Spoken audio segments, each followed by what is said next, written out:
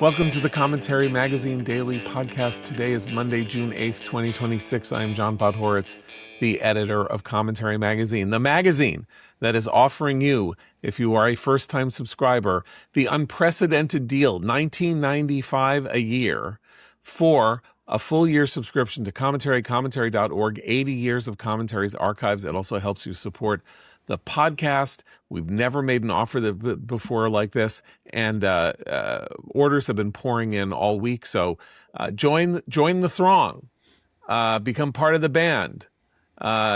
Please participate. It really helps us, and it will be very enlightening and stimulating for you. And also reminding people, to do that, I'm sorry, I should say, go to commentary.org/offer. That's commentary.org/offer. And November 8th in New York City, commentary roast of Ron Dermer. You want to know about that? Go to commentary.org/roast, commentary.org/roast. With me today, executive editor Abe Greenwald. Hi, Abe. Hi, John. Senior editor Seth Mandel. Hi, Seth. Hi, John. And Washington Free Beacon editor Eliana Johnson. Hi, Eliana. Hi, John. Busy night.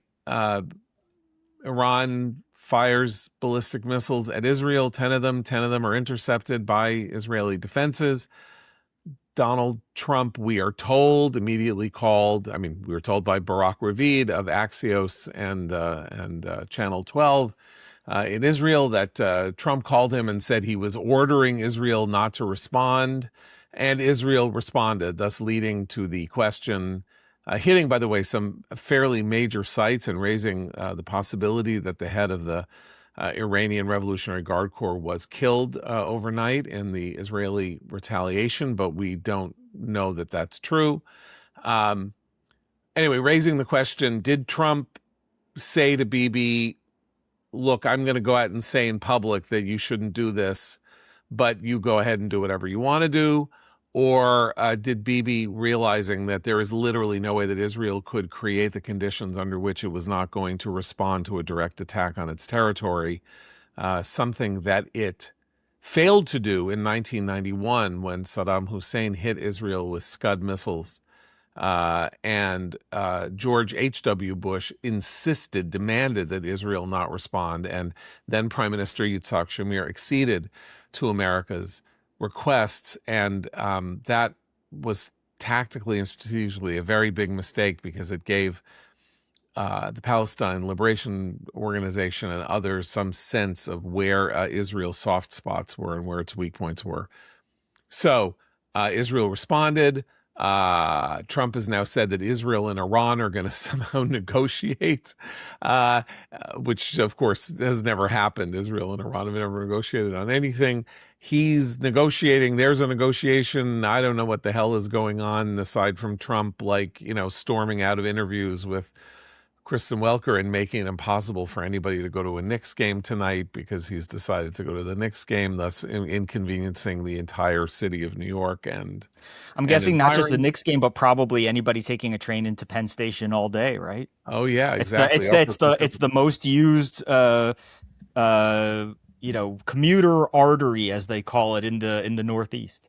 And everybody's already rattled because there was a stabbing spree in Penn Station last night, which sort of reminds you why basically they're going to have to empty out not only Madison Square Garden and the area around Madison Square Garden, but Penn Station, on atop which Madison Square Garden sits. It is an underground horror show of a train station, and it sits below Madison Square Garden. So, basically, I don't know if anyone's even going to be allowed to be in Penn Station, given the possibilities. So, Trump's behaving very weirdly. Israel did what it had to do. Iran decided to fire ballistic missiles at Israel because it claims to be mad at Israel's attacks on Hezbollah in Lebanon. And I will finish up this ridiculous monologue by saying that Trump's communications this morning speak about Israel's relation to Iran and the need for a ceasefire between Israel and Iran, and leaves out Hezbollah and Lebanon. It's very notable that Trump didn't say Israel needs to stop hitting Iran and Israel needs to stop hitting Lebanon. If, as a result of what's happened here, Trump has effectively decided to stop with the pressure on Israel to do what it can to destroy the Iranian proxy in Iran, then that as our friend John Sanzer just said a couple minutes ago, that will count as a win for Israel. That Israel has changed the conversation about its efforts in Lebanon. Okay, Seth Mandel, your quick thoughts on these momentous matters. I would like to do the very Jewish thing of responding to a question with a question, although you weren't technically asking a question. But here is the report on what the Israelis hit. Okay, we have the military said I'm reading from the Times of Israel, said the Israeli Air Force struck 3 sites at a petrochemical complex in the Mashar area in southwest Iran, aiming to destroy infrastructure used by Iran to produce raw materials for the manufacture of missiles. And then it says that the Fars news agency, the governmental news agency of Iran, essentially confirmed that. Okay, here's another one. Recently, this is from the IDF's own statement. Recently, defense systems were deployed in numerous areas across Iran as part of the regime's efforts to restore its detection and defense capabilities, which were degraded during Operation Roaring Lion. The strike led to the destruction of these systems. These are air defense systems, to be clear for people listening. Here's my question. Why was any of this up and running? Why was it able to be struck by Israeli strikes last night?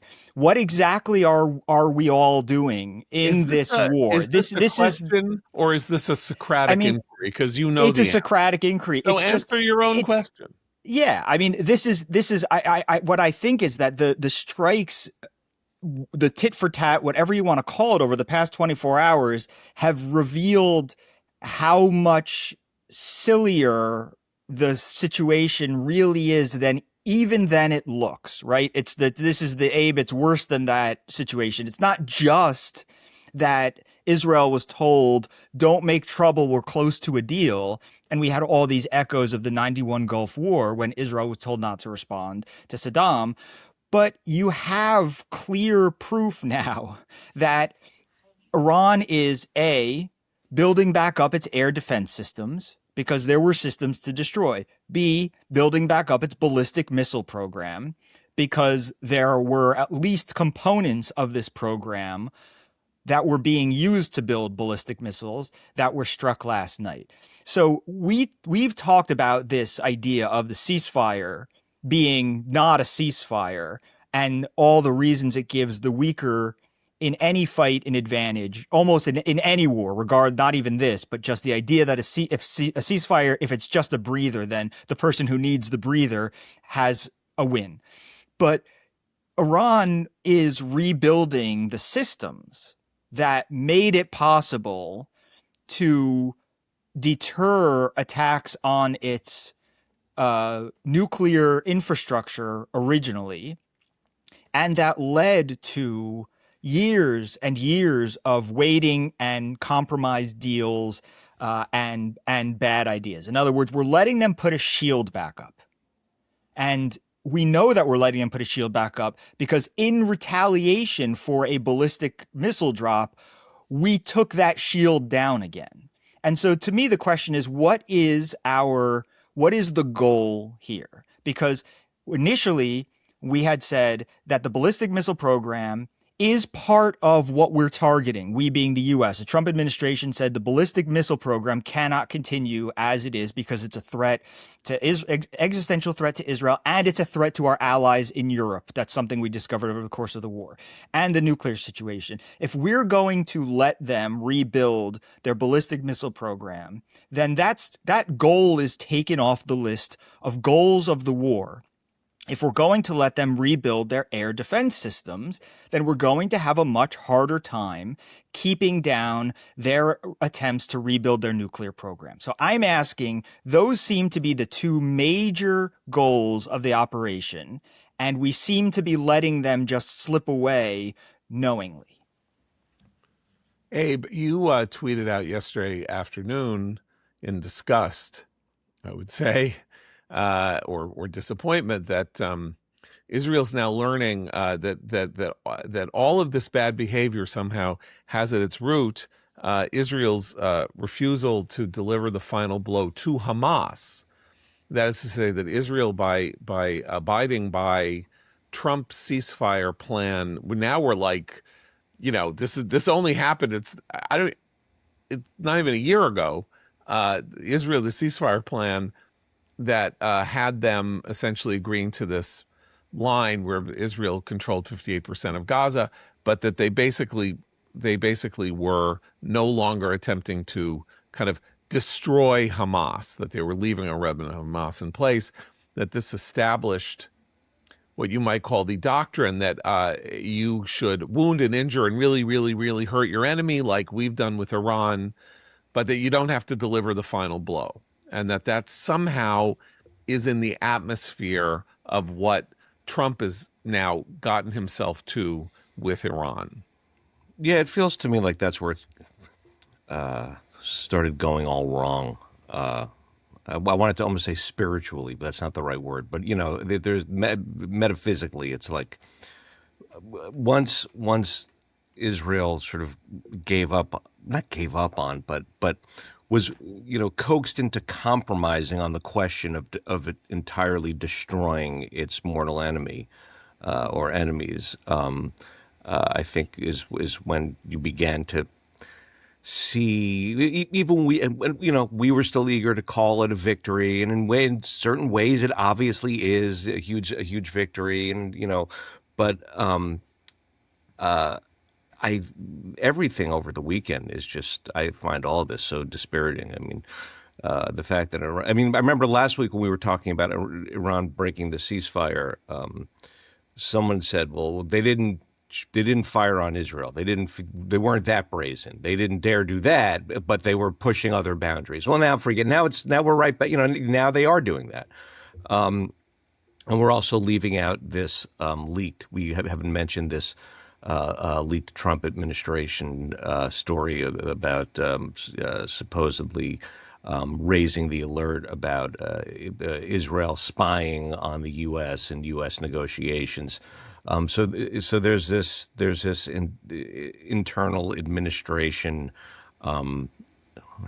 turf war, but sort of like, fight for the direction of U.S. Mideast policy vis-a-vis Israel at the moment. And there's it's like you have to check in every 5 minutes to see where it's at, but there's this real effort, this real kind of shifting of blame here, trying to throw things on top of Israel. The more Trump flails in whatever he's pursuing now, this supposed peace deal, I guess. But he's just made a total disgraceful hash of everything. I'm sorry. I mean, it's just a disaster.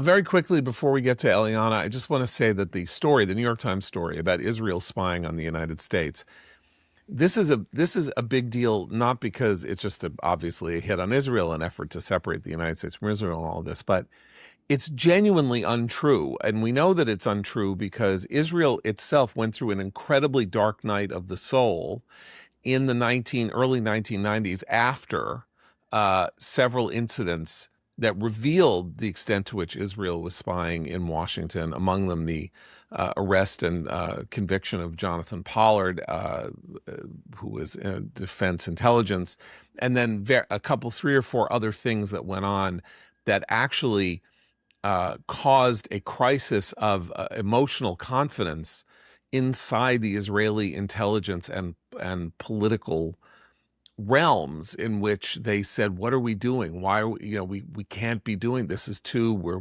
endangering our friendships, and this is just, we're being stupid, and we're not going to do this anymore. This is really dumb for us to be thinking that we should be using conventional spycraft inside the United States. Dozens of books have been written about this in Israel. Everybody who was involved, has sort of written about their moral crisis over the injuries they may have done to Israel in being involved in spying efforts against the United States. And so this story is sort of doubly or triply offensive because it is almost certainly not true. And that somebody inside the Pentagon has sort of dropped a dirty dime on Israel in an effort to create the conditions under which people like Graham Plattner and people like Thomas Massie and people like whoever can claim, oh, well, even the New York Times says that Israel is like acting like the United States, that we're enemies. And I think we're enemies and we should treat them like they're enemies. Anyway, I just wanted to stipulate that. Eliana, where are you on everything as of this weekend? Are you in the disaster camp? Starting with the New York, there is a New York Times report and an NBC News report, and the headline is Pentagon sees growing espionage threat from Israel. Well, technically, I'm sure it's true that there are particular people in the Pentagon who see a growing espionage threat from Israel now, and they saw it 6 months ago, and they saw it 6 months before that, because there are people in the Pentagon who view Israel as an adversary. And in the sub-headline, the Times story says, Israel is believed to have eavesdropped on American negotiations with Iran. Well, what we've learned is Israel has Iran pretty thoroughly penetrated. I'm sure they do know what's happening in those negotiations because they have fully penetrated the Iranian side of all of this. John, you made a comment that it could be that Trump told Bibi privately, hey, go ahead and retaliate, but publicly I'm going to condemn you. I have to say, based on what's transpired over the past couple of days, I don't actually think there's any like 3D chess or 4D chess or 6D chess going on here. I think that the current state of affairs is a pretty natural outgrowth of the U.S. from April 8th or whatever the date was of the ceasefire. I think it was April. April 8th. I'm sorry. April, right, yeah. April 8th.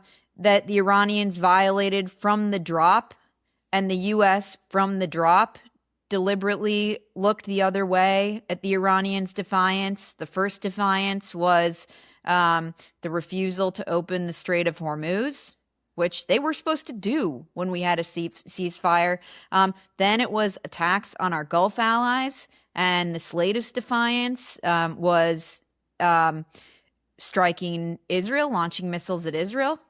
And the president has said and instructed our military officials to go out and say, well, these things don't rise to the level of breaking the ceasefire because we're negotiating. When I hear those things, they smell of weakness, of the desire for a deal. And if there's anything the Iranians, want is to string along these negotiations, get them closer and closer to the midterm elections. And I think they have an acute understanding. I don't know how you get beyond the Iranians' understanding, and it's a correct understanding, that the president does not want to and will not. He even said, maybe I'll resort to force again if they kill an American. That appears to be his red line. So they know that. They smell weakness. They are trying to drag this out closer and closer to November so that he won't go back to war. In the meantime, I think his political calculation is wrong. I can't imagine anything worse than taking the biggest gamble of your presidency and bringing it to an inconclusive result. So Americans are suffering the consequences of higher oil prices, of bad headlines, and so on, and we don't achieve something decisive. This is just dragging on and on and on. So that's my view of things.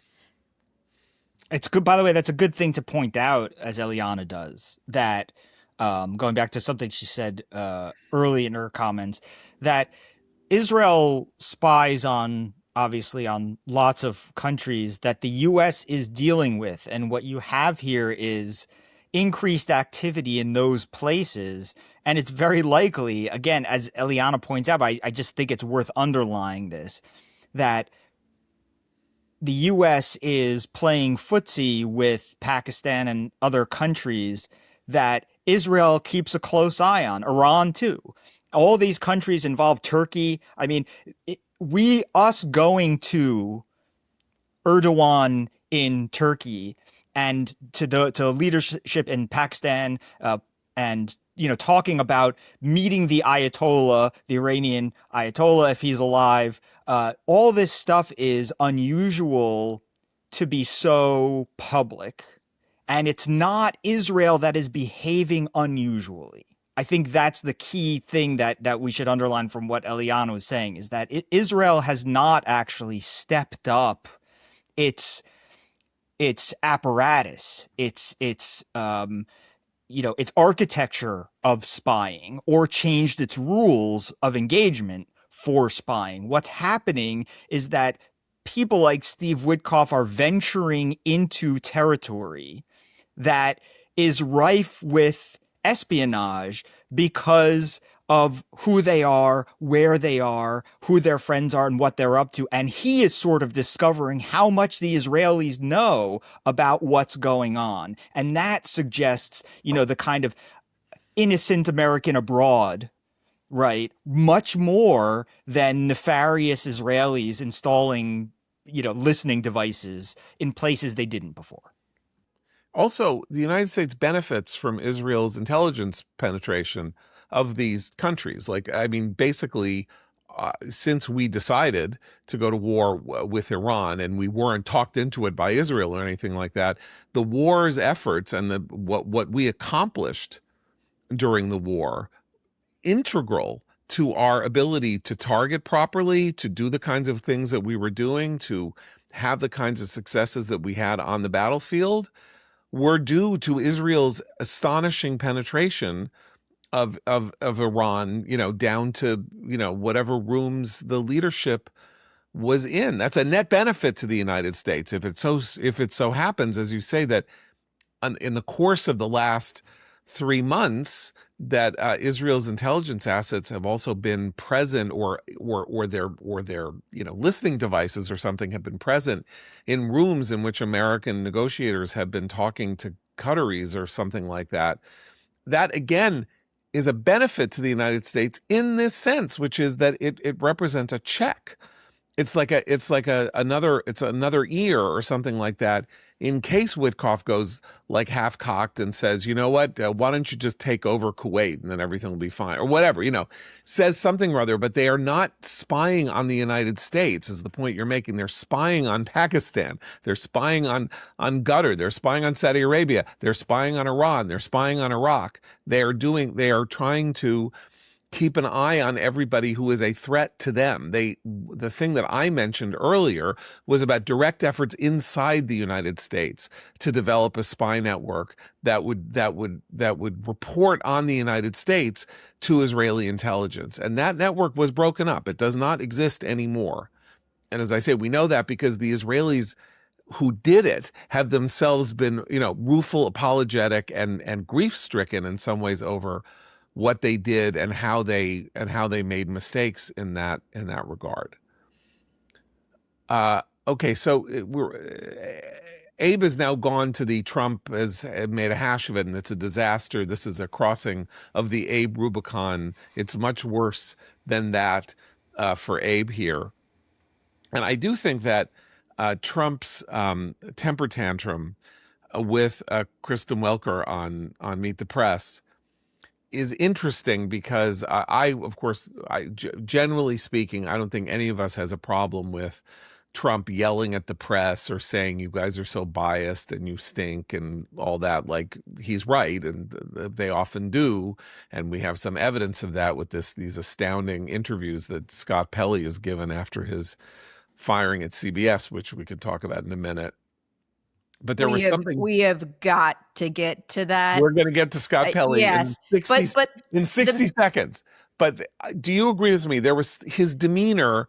He was like he was not, oh, I got the better of you. He was like, I hate you. I can't stand you. I hate you. And you're talking about the election, and then he said to Kristen Welker, he said something like, you're stealing the election. In California, you're stealing the election from Spencer Pratt or something like that. It's people like you, not people like you. She said, you're stealing the election. He sounded unhinged, and I don't often say that because I don't really think he's usually unhinged. That's something that he uses to his advantage. In this case, I really thought that he was just out of control. I actually viewed that a little bit differently in the context of the other events that unfolded over the weekend, which is, I think, quite a few Republicans in the Senate, in the House and Senate, are going to be unhappy with the course of these events. And that adds to a list of issues. Welker was pressing him on the IRS weaponization fund, which is an issue on which he's crosswise with Senate Republicans. Add to that this Iran issue. I think he's going to be crosswise with many Senate Republicans. There is the FISA issue. FISA is expiring or has expired because of his nomination, not even nomination, his appointment of Bill Pulte as the acting director of ODNI. That's 4 major issues where he's crosswise with Republican senators heading into a midterm, and supposedly, he's doing what he's doing on Iran to help, or he thinks he's helping Republicans in the midterms. But meanwhile, he's endorsed Ken Paxton in Texas over John Cornyn. So I viewed the Welker thing, which was on one of these irritants with Senate Republicans and Iran, as just further straining his relationship with Senate Republicans and adding to the party's problems ahead of the midterms. Okay, well, but then again, what did you make of his demeanor? In other words, an irritant. His buttons were pushed. I didn't. But rather than seem like he was struck okay by his demeanor. Okay. Yeah. I mean, he stormed off the set. I'm a pipsqueak, and he's the president of the United States. I mean, I've stormed off sets of television shows that I've been on when I got really, really, really, really angry at something, a line of questioning that was being thrown at me. So it's not that I don't understand the feeling that is raised by this, but I just don't think that made him. He looked bad. He didn't look good. It's not like you tell her, Mr. Trump, you give it to her. It had a different quality. I saw one detail that said that he crushed the lav mic underfoot as he walked out. If so, that's the only detail I think is cool. That is good. The rest, I agree 100% about the behavior and everything else. But if it was like throwing down the lav mic and stepping on it like it was a cigarette, I maybe I'll allow for just that part of it. Eliana Johnson, you have expressed your desire to discuss Scott Pelley. So I want to turn the mic over to you to speak of the career of Scott Pelley in the wake of the meeting at CBS in which he attacked his new boss and Barry Weiss and said they were murdering CBS and they were monsters and horrible, and then got fired the next day or that night. So Scott Pelley over the weekend sat down to do an hour-long interview with the New York Times, and just the fact that the Times would grant him, it was over an hour, I think speaks to something, John, that we all were texting about over the weekend, which is this wall-to-wall media offensive, this lust for blood to take down Barry Weiss and to return CBS News to the status quo ante. But then Scott Pelley sits down with Lulu Garcia-Navarro of the New York Times, and I listened to this twice. My jaw was on the ground, okay? Wow. And I thought, if there is nobody who could make a better case for murdering 60 Minutes than Scott Pelley speaking in his own voice for this hour. He said that his firing was he said, quote, "It's like your spouse being murdered." He said, "Some moments of the day I feel fine, and there are some moments of the day I just fall apart." This is a man with the financial means that he never needs to work again. He compared the job of journalists to people in the United States military, to firefighters, and other people like that. And when he was challenged and he said he was totally blindsided by his firing. And Garcia Navarro said, "Really? You said that your boss had thin qualifications and that his boss, Barry Weiss, had no qualifications for her job, and you accused her of murdering the program and of dismantling CBS News." His response was, "We used to be able to have conversations like that at CBS News. The difference today is that the people running CBS News will not be questioned." We all remember the time when CBS News was a paragon of viewpoint diversity, and that has all just been shut down. Well, this is an important point because 25 years ago,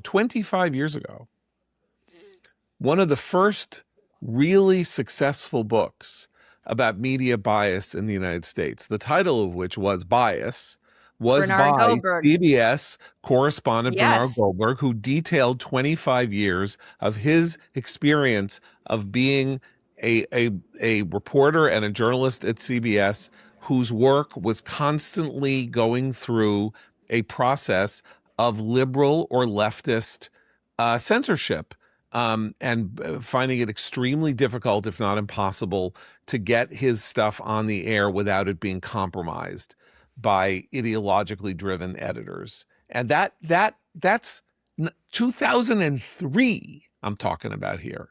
And I'm then not talking- 2004, or earlier than that. I mean, I'm going to look it up, but anyway, go ahead. 2004 was Dan Rather, the worst humiliation in the history of CBS News, airing fake documents to try to take down George W. Bush. Scott Pelley was at CBS News, and I don't remember any outcry like this when the errors were, in the right partisan direction. And then he said, finally, something to touch on quickly, that he had never heard of Barry Weiss before she was tapped to be editor-in-chief of CBS News, which, if there's anything that underscores what a crappy journalist he is and what a media bubble, what an ideological bubble this man lives in. I mean, what a case for getting rid of these people, for replacing them with people who are more aware of and who people they disagree with. The final thing that struck me is he said of Tanya Simon, who is Bob Simon's daughter. He was a famous 60 Minutes correspondent who died in a car accident, but his daughter, Tanya Simon, was the executive producer of 60 Minutes who was fired. He said, "This was her triumph. She was the first woman ever to be in charge of 60 Minutes. Well, you know what? Barry Weiss is the first woman ever, first lesbian woman to be editor-in-chief of 60 Minutes. And, I don't see him celebrating her." So the whole thing was just, you really do have to listen to it to fully appreciate it. But he made a wonderful case for getting rid of all of these people. Yeah, it's sort of like if Jon Stewart were Ted Baxter. That's what he comes across as. Like, he seems like a dimwit clown, but he has that voice and he does the thing and he's And he broke down crying several times. Yeah. So over John, the voice was extraordinary. I mean, that because it, the way 60 Minutes normally is, you don't hear him and see him speaking for that long at a stretch. But because he was going on and on in this interview, the voice and the mien became this comic skit It became Ted Baxter. You're right. And the fascinating thing about when he said he hadn't heard of Barry Weiss beforehand, when he first said that, I said, "Oh, he's full of it." And then he said, "I'm sure that's more of a comment on me than it is on her." And so he's admitting self-deprecation. No, I think he was admitting he actually never heard of her. I mean, because the reason you would say I never heard of her would be to say she's unimportant, and I'm in the big leagues and she wasn't in the big leagues, so I never heard of her. But he's saying no, it's a comment on me. It's my fault that I haven't heard of her. So to me, it speaks to extraordinary laziness, lack of interest in what's actually happening, which I'm sure is the case with him. He's almost 70. He's worth millions of dollars. He was on a salary of annual salary of something like $7 million a year for years. God knows he didn't have to do much work. I'm sure he got so comfortable not knowing anything outside of what was on that script in front of him that he didn't know who she was. Look, I mean, to really underscore this point, I mean, it's not just that like anyone in America should know who Barry Weiss is. So let's just stipulate that everybody in America shouldn't know who Barry Weiss is. He is a New York journalist living in New York City. Barry Weiss was at the epicenter of a gigantic story long before she founded the Free Press in New York around the George Floyd shooting, and this op-ed that she was involved in commissioning Tom Cotton to write about the National Guard and Lafayette Park that caused... Maybe he doesn't read the New York Times. But it's not just the New York Times. Like, it was on the front pages of... Meaning he doesn't read the newspaper. He doesn't read... He was the anchorman of the CBS Evening News for 7 years, and he doesn't read the newspaper. He doesn't consume news. It was impossible to be a news consumer and not know who Barry was. I mean, that would be like me not knowing who the Prime Minister of Israel is. And I'm not joking. I mean, this was a revelatory No, it's moment. Literally his job. It was literally his job to know who she is, what happened, what the latest is in your industry. Like my mom will often ask me, like, how do you keep up on all this stuff? And I'm like, it's my job. That's a job. But it's also not the part of your job that's work, because it's gossip. Yeah, and totally. Your friends are working over there and there's a whole scene and people are, I mean, he didn't get 5 emails an hour saying what the hell is going on at the New York Times like I did.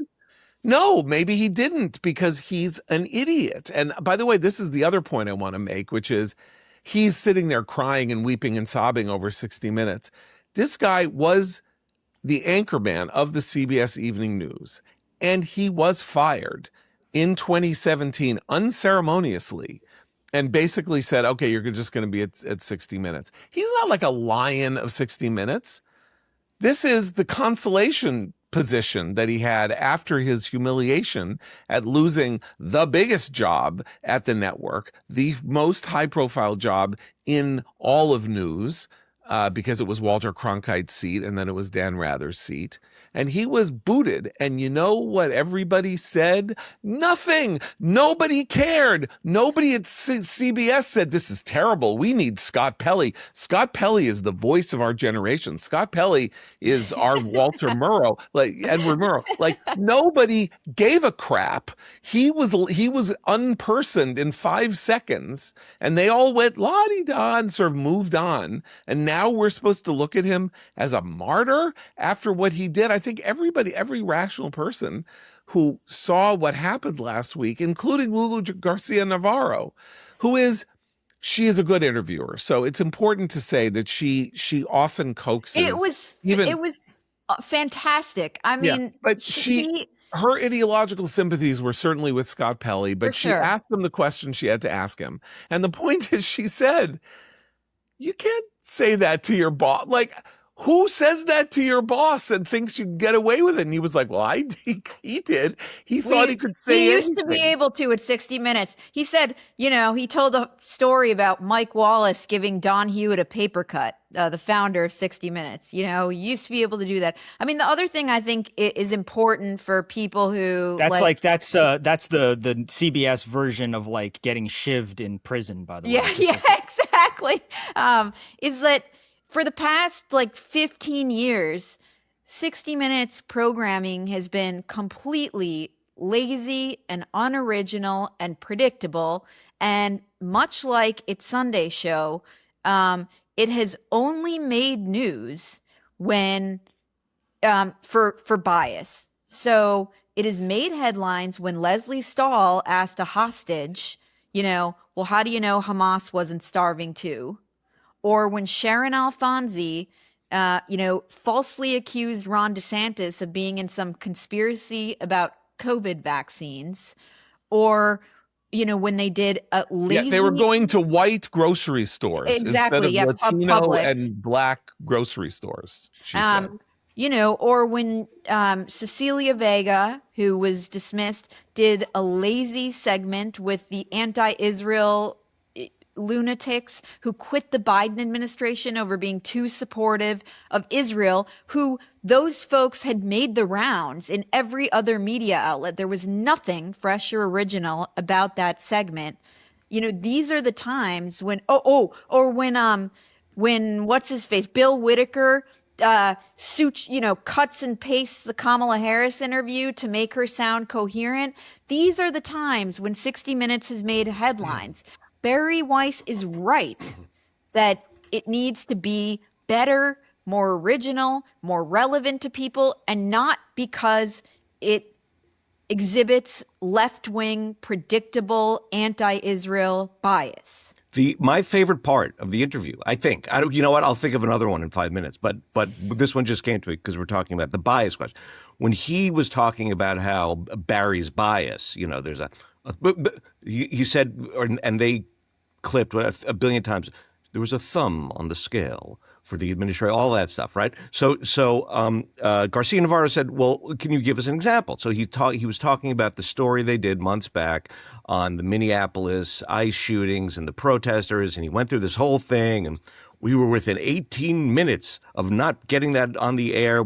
I will never break deadline again. No kidding. You don't have a job. You'll never break deadline again. But anyway, I'm getting sidetracked. So in his description this is his description of where he saw Barry's bias. And he said, after the show, after the package for the show was put together and recorded and approved, after the piece on the Minnesota ICE shooting was approved, Barry wrote this memo, and among the things it says, he says, and I'm paraphrasing, she wanted to make the protesters look more violent. That's some paraphrase. I'd like to see the actual language from which he translates and comes up with that. I mean, right. No, we need more violent. We need to make the protesters look more violent. That's what she said. Well, Eliana mentioned that we were talking privately about this, the larger context in which to place the Scott Pelley story, which is Barry gets this, unexpected gets this job running CBS News when David Ellison, the new head of CBS, buys the Free Press, her website, for $150 million, integrates it into CBS and gives her the chairmanship or whatever, the editorship of CBS News. The plot line for liberal media people who are horrified by this is this: he's done this because David Ellison and his father are trying to suck up to Trump and suck up to power and get the deal that they want, which is the merger of David Ellison's Paramount with Warner Brothers, to go through and not have antitrust problems in the administration. And so Barry, it was the price of this decision Barry was the reason. The installation was to grease the skids for the Paramount Warner Brothers merger, and this was the deal, and it's a deal, and therefore everything and anything that Barry does, or she says, or she's involved in, or any change she tries to make, must be viewed in their eyes as an effort to strengthen Trump and do Trump's bidding and be Trump's vassal, and therefore any and everything that she does is illegitimate, right? That is basically, so there are newsletters that we read and you listeners out there fortunately do not read because your brains have much more important things to do. But Lachlan Meanwhile, John, Cartwright- can I just point out, Yes. like, the only editorials basically the Free Press ever runs are anti-Trump,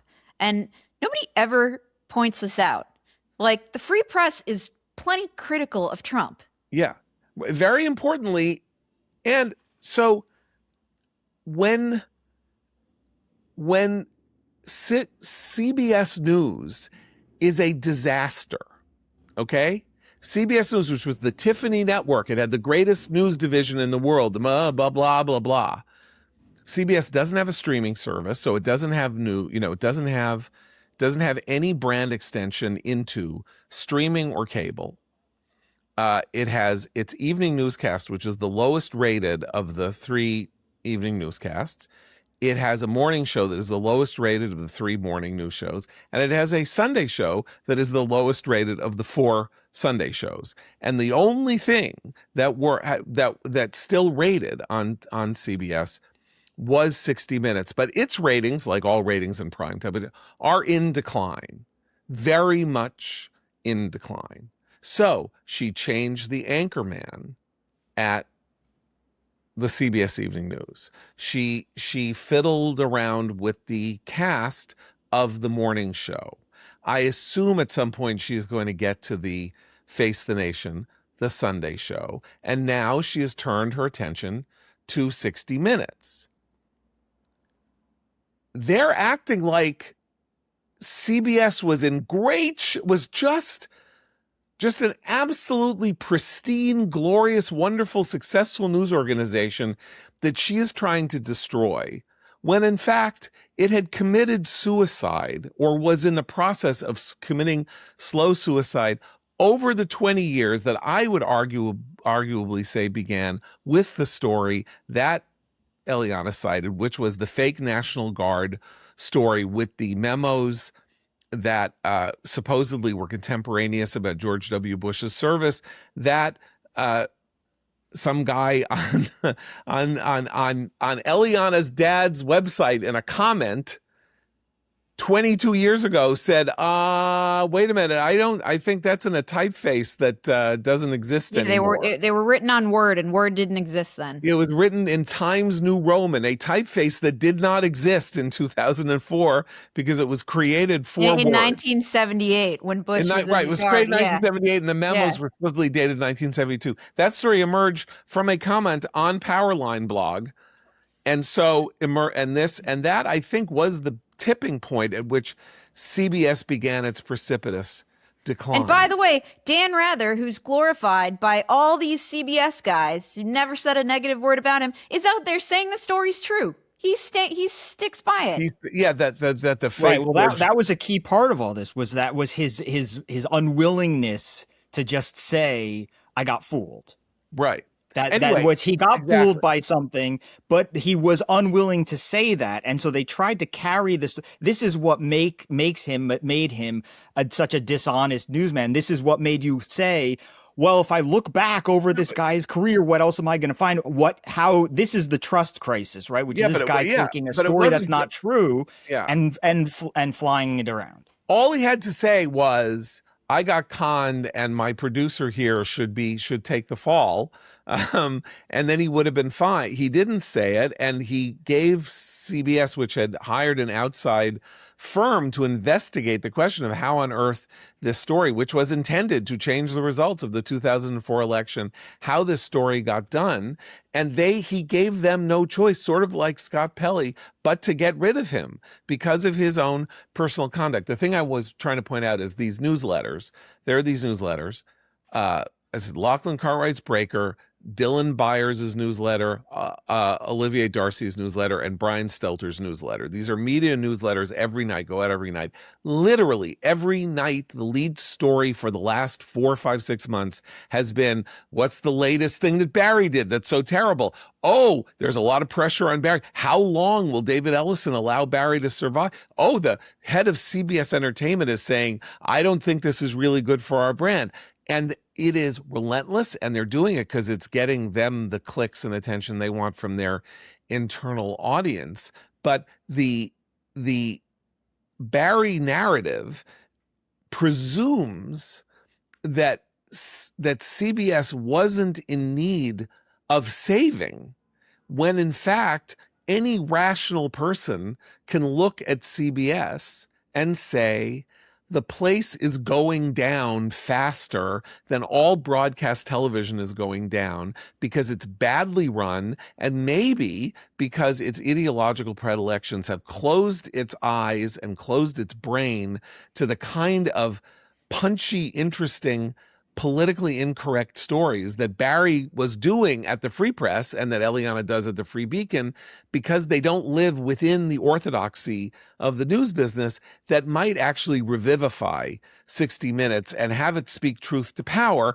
But the power that needs to be spoken truth to is liberal power. The anchors. It's the anchors power. at 60 Minutes. Right, exactly. That's the power. Okay. Right. And right. by the way, Pelley did exactly this. He kept saying in the interview, we were up 9%. You know, Tanya Simon was doing a fabulous job. And then he literally said, counting their online numbers, we reached a third of humanity.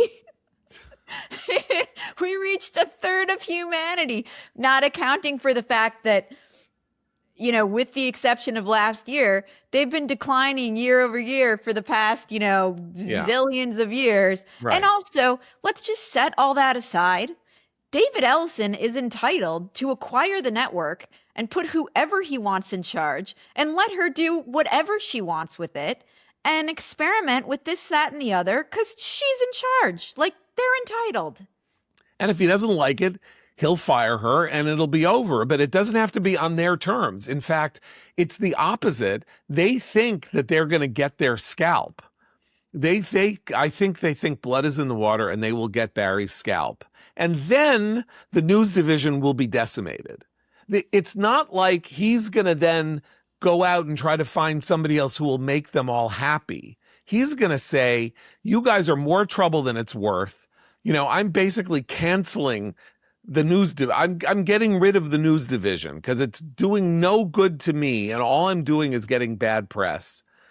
And you know what? I'll hire Byron Allen, who I just leased the Stephen Colbert time to, and he'll lease 60 Minutes and the CBS Evening News time for Comics Unleashed. And then I'll sell the time and we'll make money and go on like that because they're not getting the network back. They can go for Barry's jugular all they like, but it's not theirs anymore, and it will never be theirs. And when it was theirs, they ran it into the ground. And she'll always have the free press. And she will always have the free press. Seth. And Mandel, the money. And the money. Seth Mandel, you have a recommendation. I do. I heartily recommend the TV series Legends on Netflix.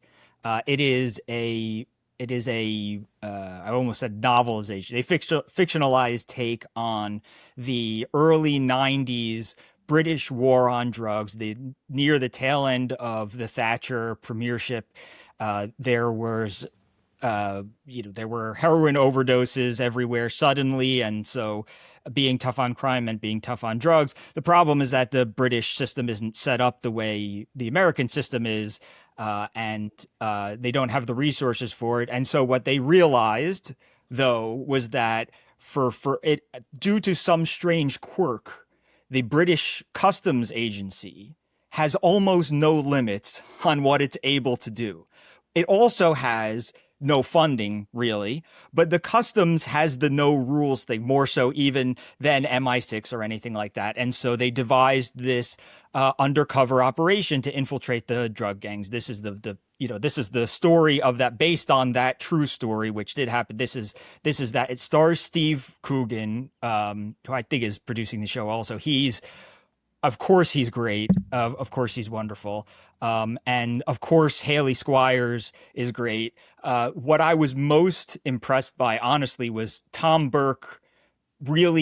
Tom Burke plays a character that really does end up being the main character, really takes center stage, even though this is a team. And he is fantastic also. The show is genuinely funny at key moments. It doesn't try to be funny, but every once in a while there's a line so funny you'll find yourself laughing out loud. It's also very heartfelt and sympathetic. It's a show with a lot of love for the British towns where these people are from. The city, specifically Liverpool, is really kind of center stage. London and Liverpool are the two centers of drug gangs in this time, but Liverpool gets a look that London always gets. You don't usually see it into Liverpool. And the working class communities there, where they grow up, how they grow up. There's a lot of class stuff, but it doesn't spend all 6 episodes on that, obviously. And you get sort of you get the espionage angle of it, which sometimes it feels like a spy show. Sometimes it does feel like a show on the working class of Liverpool and class politics. And sometimes it's got a bit of everything. It really works well. The acting is great. So that is Legends. That is Legends on Netflix. Okay. Yes. So I'm excited because I need a new show to watch. So thank you. It's very good. Yeah. Very much. Okay. We'll be back tomorrow. For Eliana, Seth, and Abe, I'm John Podhoretz. Keep the candle burning.